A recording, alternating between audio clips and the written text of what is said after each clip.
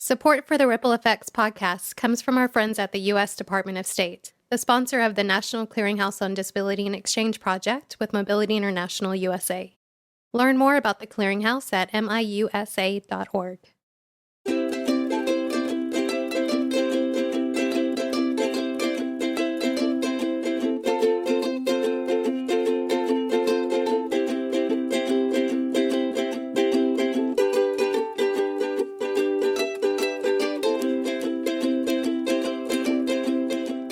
Welcome to Ripple Effects, Travelers with Disabilities Abroad, a podcast brought to you by Mobility International USA, where we hear the powerful and vivid stories from people with disabilities going abroad, and the positive impact these experiences have on shifting ideas for everyone of what is possible. For our first podcast series, we will hear from people who are blind or low vision as part of our Blind Abroad campaign, from our National Clearinghouse on Disability and Exchange Project. We hope the heart of their stories resonates with you, the listeners, to empower more people with disabilities to go abroad. I'm Monica Malhotra, a project coordinator with Mobility International USA, and your host for Ripple Effects.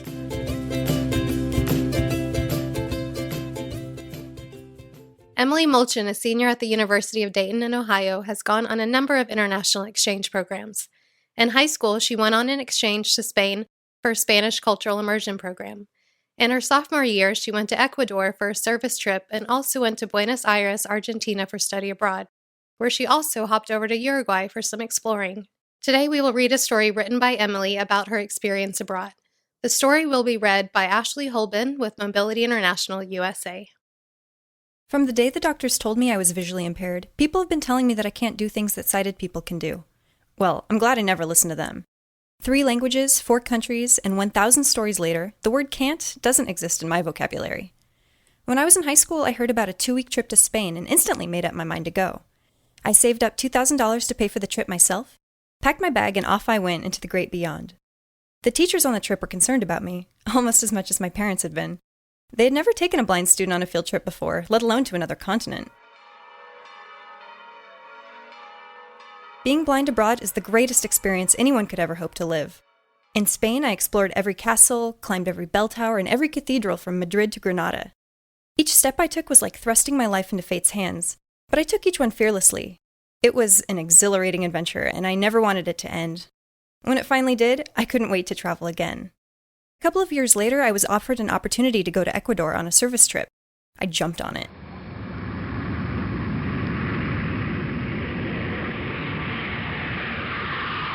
It was my first time in Latin America, and again, it was the program's first time having a visually impaired student go on the trip. However, being one of the few students on the trip who spoke Spanish, I found that my travel companions relied on me more than I relied on them. It seemed as if they had completely forgotten I was blind as soon as we landed in the country. We stayed in a rural town in the cloud forest to work with children at an elementary school. Our cabin was about halfway up a mountain, and the nearest road was about a mile away. We walked through a field of knee-high weeds to a washed-out mud path that led downhill to a rope bridge. This rope bridge was at least 50 feet off the ground and could only hold one person at a time. Once we made it across, we weaved up the mountain through thick jungle as our guides told us stories in Spanish about jaguar and anaconda attacks. I used my feet to feel the ground in front of me and placed each foot with precision, a skill that proved useful one night when our host family suggested we all go on a night hike in the rain. Standing between a wall of mud and a dead drop to the river 50 feet below, seeing nothing but blackness, I never felt more alive. When you go abroad, you don't see the tourist attractions. You go to become part of a way of life and realize what you're truly capable of. I never thought I'd find myself clinging to the side of a mountain, but it happened, and I found a new part of myself that I never knew existed. I used my hands and feet to see and ended up becoming the eyes of the group. This summer, I spent a month in Argentina and was pleasantly surprised about the disability services in the country. Neither the study abroad program nor the university had ever had a visually impaired student before, again. But although at first everyone was kind of running around trying to figure out what to do, both did whatever it took to make sure I had everything I needed. Not only did the program provide accommodations, but the entire country seemed prepared for visually impaired people.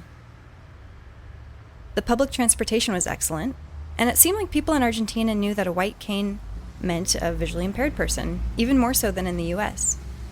Everyone always offered their help, and while at times it kind of felt like they were too helpful, Living there gave me a certain sense of independence.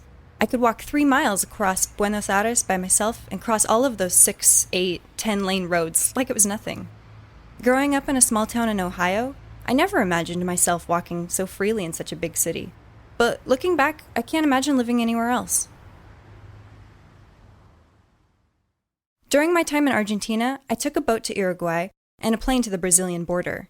In Uruguay, I explored Colonia, playing with stray dogs and jumping from rock to rock on the coast of the Mar del Plata.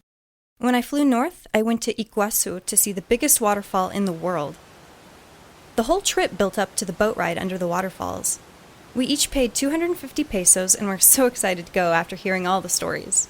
At lunchtime, our tour guide approached me and told me that blind people were not allowed to go on the boat. I folded up my cane and told her I was fine. She didn't believe me, but I had become quite good at playing sighted and was able to convince her.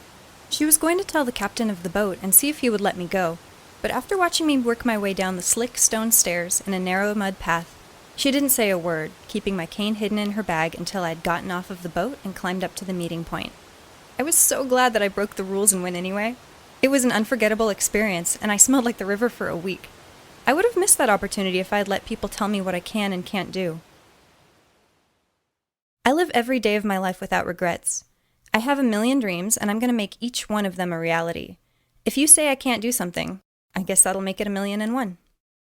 Stories of jaguars and anaconda attacks did not stop Emily Molchan, a blind woman from Ohio, from thrusting her life in fate's hands, as she says about being fearless abroad. She climbed every bell tower and every cathedral from Madrid to Granada and explored every castle. She went over unstable rope bridges and hugged the cliff's edge in Ecuador. Emily's ripple effect message is, if you can dream it, you can do it. Thank you to Emily Molchan for sharing her ripple effect story with us. Thank you for tuning in to our first series of Ripple Effects, Travelers with Disabilities Abroad for the #BlindAbroad campaign. We want to thank everyone who has participated in the campaign by tuning in, sharing your stories, and sharing the message. We have built up the tag, #BlindAbroad, so now if anyone searches for resources online, they will now access a bank of resources and know more about the limitless opportunities. And speaking of resources, our National Clearinghouse on Disability and Exchange, which is sponsored by the U.S. Department of State and administered through Mobility International USA, aims to increase participation of people with all disabilities in international exchange, such as studying, volunteering, interning, and researching abroad. We do this by providing tips and strategies for participants going abroad, as well as organizations and universities that administer international programs. We also have many online success stories from students with all types of disabilities that have come to the U.S. or gone to another country. I want to leave you with 3 takeaways for this series. The first one is, if you're someone who is blind or low vision, you can go abroad.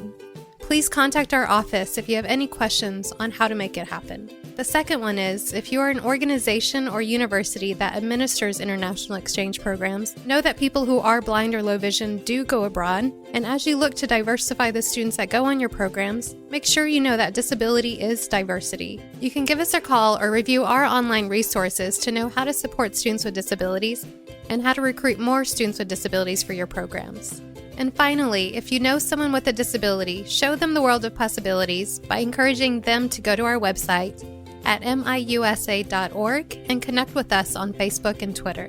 And another big thank you to VJ Jones with Squiddle, who's been our production consultant with the podcast. Thank you, Jay, who's standing right next to me. Thank you, Monica and Miusa. We hope you continue to tune in to our next podcast series, which will begin at the start of the new year on international students and visitors with disabilities coming to the U.S. And we'd like to send a big thank you to the U.S. Department of State, sponsor of our first series for the #BlindAbroad campaign. I'm Monica Malhotra, your host for the Ripple Effects Travelers with Disabilities Abroad podcast. Even though this series of the Ripple Effects podcast is finishing, we hope the message never stops. Thank you for listening.